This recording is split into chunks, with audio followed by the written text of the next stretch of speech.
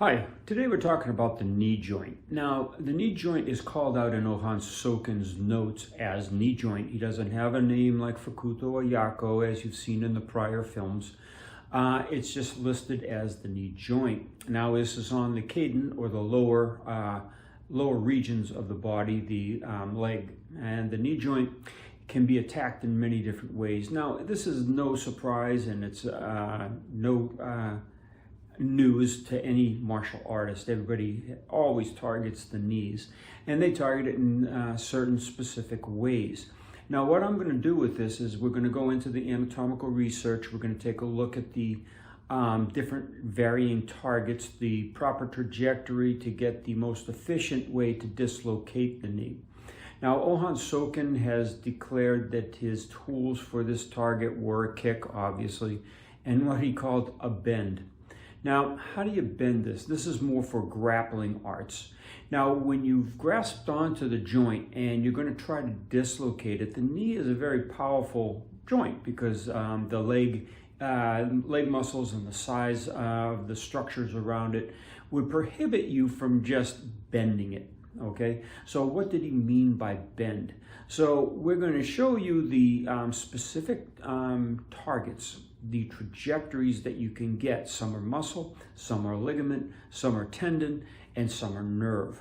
And we're going to show you the best trajectories on how to make your attack more efficient. So if you're grappling, or even if you're in fisticuffs, you can access this target to dislocate the person's knee. Now, we work with these primarily in the grappling because we want to make sure that in our sparring, we're not targeting someone's knees, because the way their body weight is moving on a leg as they're moving around in a sparring or a free fight makes it really dangerous, because they could stop the leg from functioning properly as the person's going through a kicking technique per se, and the body weight is going to adjust and just collapse on top of that knee that's weakened, and it could cause serious or permanent damage. And again, this is one of those targets that you got to be careful on, and I don't practice it an awful lot because I practice it in the grappling. I don't practice it in the fighting styles, because there's other targets that'll make you faint right around that area without the possibility of the damage. And again, in modern society, you know, the attacker, even if they were the belligerent one, the offender, when you defend yourself and hurt the person, they're going to take you to court. They're going to sue you. And what happens when they're physically damaged, permanently damaged, and you're not? Well, you don't win the case so readily. So we need to learn to protect ourselves in two ways. First, in the self-protection mode of the street altercation or the real altercation. And then, of course, secondly, in a court of law.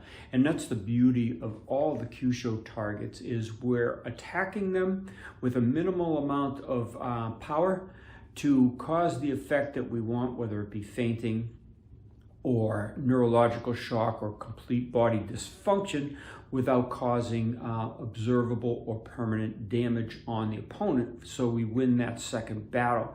We're also using the 6G hands for the most part, where we're utilizing them so the hands are open. So if someone is filming, which most people are these days, I don't know how people get their phones out so fast and filming to catch some of these actions you see all over the internet, but they're going to catch it, okay, or a street camera or something of that nature. So you got to be extra careful.